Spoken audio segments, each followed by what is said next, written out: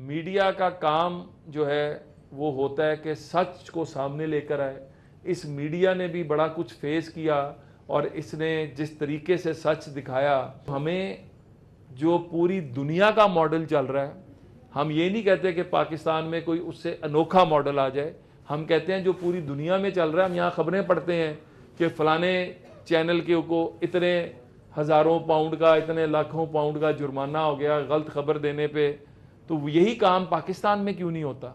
यही जिम्मेदारी, एहसास जिम्मेदारी पाकिस्तान में क्यों नहीं आती? ये अफवाहों की जो फैक्ट्री है ना, ये सिर्फ और काम कुछ नहीं करती, ये लोगों के ज़हनों को ख़राब करती है। आज मेरी बात नोट कर लें, इस हुकूमत ने अपने, ये पाकिस्तान की इंशाल्लाह पहली हुकूमत है जो अपने 5 साल पूरे करेगी। ये पाकिस्तान की पहली हुकूमत है जो ना सिर्फ अपना टाइम पूरा करेगी, ये डिलीवर करेगी। तकलीफ क्या है? ये 2-3 महीने की बातें क्यों हो रही हैं? क्योंकि जिस तरह मैंने कहा कि सारे इंडिकेटर पॉजिटिव जा रहे हैं, हर चीज जो है, महंगाई नीचे आ रही है, कारोबार जो है बेहतर हो रहे हैं, स्टॉक एक्सचेंज बेहतर हो रहा है, हर चीज जो है पॉजिटिव पे जा रही है, बाहर से इन्वेस्टमेंट आ रही है। सबको पता है कि सितंबर के बाद पाकिस्तान में जो कमिटमेंट्स हुई हैं वो इन्वेस्टमेंट्स आ जानी है। जिस दिन वो पाकिस्तान की मार्केट में इन्वेस्टमेंट्स आनी है, मार्केट ने और ज्यादा अपने पैरों पे खड़े होना है। तो ये तो पाकिस्तान के दुश्मनों को कबूल ही नहीं है कि पाकिस्तान अपने पैरों पे खड़ा हो जाए, पाकिस्तान में महंगाई कंट्रोल हो जाए, पाकिस्तान के अंदर जो है इस्तेहकाम आ जाए, पाकिस्तान में पॉलिटिकल स्टेबिलिटी आ जाए। ये सारे इसी तरह शोर मचाते रहेंगे, पाकिस्तान तरक्की करेगा। 30,000 से ज्यादा फलस्तीनी मर गया, शहीद हो गया। उनकी लॉबी इतनी स्ट्रांग है कि उसके खिलाफ कोई बात नहीं कर सकता। तो ये वही लॉबी है जो 30,000 लाशों के ऊपर बात नहीं करने दे रही, वो पाकिस्तान की तरक्की और इस्तेहकाम को भी गवारा नहीं कर पा रही। पीटीआई पर पाबंदी, काश इतना शोर उस वक्त मचा होता है जब पीटीआई ने टीएलपी पर पाबंदी लगाई थी, जब टीएलपी के लोगों को गोलियां मारी गई थी, जब वहां पर उन पर शदीद जुल्म किया गया था। तो ये देखें, आवाज तो उठनी चाहिए थी आज। और टीएलपी का कसूर क्या था कि वो ये कहते थे कि ये जो कुछ कर रहे हैं, ये रियासत मदीना का नाम गलत ले रहे हैं। यहाँ पर तो बाकायदा पाकिस्तान के रियासती अदारों पर हमला किया गया, यहाँ पर तो प्रूफ मौजूद है। और मैं बड़ी खुलकर कहूंगा कि सहूलतकारी की गई उन लोगों की। खान साहब के बारे में कहा जाता था, जज साहब जो है वो बैठे हैं अदालत में, पूछ के बता दें कि खान साहब 10 बजे आएंगे, 12 बजे आएंगे, 4 बजे आएंगे, या अदालतें बंद होने के बाद शाम 6 बजे आएंगे। किसी मुजरिम या मुलजिम के साथ इस तरह का सलूक, फिर बाकी लोगों के साथ भी ऐसा सलूक करें। और फिर मर्सिडीज प्रोवाइड की जाएगी जिसमें बैठ के उनको अदालत में लेकर आया जाए।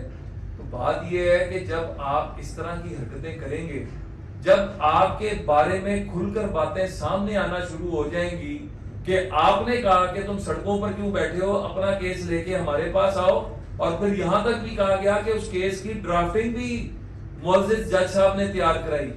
तो जब आप इस तरह के काम करेंगे तो फिर आप पर उंगलियां तो उठेंगी। और ये वही अदालतें हैं ना जहां पर हुसैन नवाज साहब का व्हाट्सएप के ऊपर जो चीजें आती थी, व्हाट्सएप के ऊपर किसको बनाना है किसको नहीं बनाना है, वो सारी चीजें आती थी। तो आज तो इस तरह की कोई चीज नहीं हो रही। आज कोई बताए ना कि कोई एक इस तरह की मिसाल बताए, कोई एक, बातें तो हर कोई कर लेता है, लेकिन कोई इस तरह की मिसाल तो बताए। हाँ, उल्टा जो कुछ इन जजेस में कुछ के खिलाफ आ रहा है, अगर आप में इतनी ग्रेस होती तो माजी के अंदर ये होता था कि अगर किसी जज पर इल्जाम लगता था तो वो कहता था कि जब तक ये इल्जाम मेरे ऊपर साफ नहीं होगा, मैं ना किसी अदालत में बैठूंगा, ना मैं कोई केस सुनूंगा। इखलाकियात की जब बात की जाती है तो इखलाकियात का तकाजा तो ये है। और जो प्रेसिडेंट्स हम देखते हैं आला अदलिया के, जो असूल सुनहरी देखते हैं, उसके अंदर तो ये होता है कि जजेस कहते थे कि हम नहीं बैठेंगे, हम पर इल्जाम लग गया। लेकिन यहाँ पर तो जजेस बैठकर साकिब निसार साहब जैसे कि 5-6 MPA इधर उधर करना तो मेरे लिए कोई काम नहीं है। बात सिर्फ इतनी सी है कि हम तो ये कह रहे हैं कि इस वक्त पूरी कौम कुर्बानी दे रही है, तो आप भी थोड़ा सा हिस्सा डाल दें और अपने जो जाती पसंद नापसंद, अपने घर वालों की जाती नापसंद और पसंद को साइड पे रख के एक दफा कानून और आइन के मुताबिक फैसला करना शुरू कर दें। मेरा बड़े एहतराम से सवाल है, मैंने कल भी किया था, मैं आज भी कर रहा हूं, कि इलेक्शन कमीशन का जो कानून है, जो आइन है, जो कानून है कि जब इलेक्शन हो जाता है तो 3 दिन में आजाद उम्मीदवार ने किसी ना किसी जमात को ज्वाइन करना होता है। आपने तो इस फैसले में आइन को ही रीराइट कर दिया है, आपने कानून को ही रीराइट कर दिया है। ये कहां से ताकत आई आपके पास? ये कहां से आप ले रहे हैं? ये वही फैसला है, उसी तरह का फैसला है जिस तरह का ब्लैक लॉ डिक्शनरी का फैसला था नवाज शरीफ साहब को नाअहल करने वाला, और उसका खमियाजा पूरी कौम ने भुगता, पूरे पाकिस्तान ने भुगता। और कितना इम्तिहान इस कौम का लेना है। आप में अगर थोड़ी सी भी, मैं समझता हूं कि आप इखलाकियात की बात करते हैं, तो जिन जिन जज साहबान के ऊपर इल्जाम लगे हैं पहले वो उनका सामना करें, उसके बाद कोई और बात करें। जो तूफान उठाया जा रहा है ना, ये सिर्फ इसलिए उठाया जा रहा है कि पॉलिटिकल स्टेबिलिटी पाकिस्तान में ना है। जो मैंने पहले बात की है ना, इतनी लंबी जो मैंने गुफ्तगू में तौहीद बांधी थी, इनका मकसद ही एक है कि पाकिस्तान में हिजान रहे, पाकिस्तान में इन्वेस्टमेंट ना आ सके, पाकिस्तान पीटीआई, मैं तो पहले बात की कि माफी मांगे, माफी मांग के कौम से माफी मांगे, आके डायलॉग के दरवाजे सियासी जमातों के लिए हमेशा खुले होते हैं, लेकिन सियासी जमातों के लिए अस्करियत पसंद लोग और जमातें, सुप्रीम कोर्ट का फैसला मौजूद है, पहले उसका जवाब दे दें फिर अगली बात करें। तो हमारा काम जो है अदालतों को चलाना नहीं है, हमारा काम अदारों को चलाना नहीं है। हमने हमेशा कहा कि फैसले मेरिट की बुनियाद पर होने चाहिए। यहाँ पर जो फैसले हैं वो बड़े डिजाइंड और बड़े तरीके से जो है वो लेने की कोशिश की गई। तो ये सहूलतकारी जो है, ये जो जुडिशल कू किया गया जिसमें नवाज शरीफ साहब को नाअहल किया गया, वो जज साहबान तो सारे पेंशनें ले रहे हैं, वो जज साहब जो हैं वो तो सारे जो पर्क्स एंड प्रिविलेजेस हैं वो एंजॉय कर रहे हैं, लेकिन भुगता किसने? पाकिस्तान की आवाम ने। भुगता किसने? पाकिस्तान ने। होना तो ये चाहिए था कि जिनके फैसले गलत साबित हो गए उनकी पर्क्स एंड प्रिविलेजेस को बंद कर देना चाहिए, ताकि आइंदा कोई इस तरह का फैसला करने की खिलाफे आइन और खिलाफे कानून जुर्रत ना करे। मेरी बात थोड़ी तल्ख है, लेकिन आज क्या जो पाकिस्तान की आवाम जो बिलक रही है, जो सिसक रही है, जो अपने बच्चों की शादियां नहीं कर पा रहे, बेटियां घरों में बैठी हैं, जो मुलाजमतें नहीं जिनको मिल रही, जो अपने घरों का चूल्हा नहीं जला पा रहे, इसके मुहर्रिकात ने सबसे बड़ा मुहर्रिक जो था वो साकिब निसार का वो फैसला था, उस बेंच का वो फैसला था जिसने नवाज शरीफ साहब को नाअहल किया। तो जब अब इन्हीं अदालतों ने उस फैसले को गलत करार दे दिया, तो क्या उन जजेस के खिलाफ जिनके उस फैसले से पाकिस्तान आज इस हालत में पहुंचा, क्या उनके खिलाफ कार्रवाई नहीं होनी चाहिए? कम से कम उनकी पेंशन क्या बंद नहीं होनी चाहिए? क्या उनके पर्क्स एंड प्रिविलेजेस बंद करके, उनके पर्क्स एंड प्रिविलेजेस बंद करें, 100 खानदान, कम से कम 1000 खानदान रादर जो है वो इज्जत की रोटी खा सकता है। तो मैं तो सिर्फ ये कहूंगा कि जजा और सजा क्या सिर्फ इस मुल्क के सियासतदानों के लिए? जजा और सजा क्या सिर्फ इस मुल्क के अंदर जो है कुछ लोग जो हैं इससे मावरा है? कोई मुकद्दस गाय नहीं होनी चाहिए। जजा सजा सबके लिए, जब तक इस मुल्क में नहीं होगी, अकाउंटेबिलिटी नहीं होगी, ये मुल्क तरक्की नहीं करेगा। मैं बार बार पूछता हूं, ये वही केस है कि कुलभूषण यादव का केस है।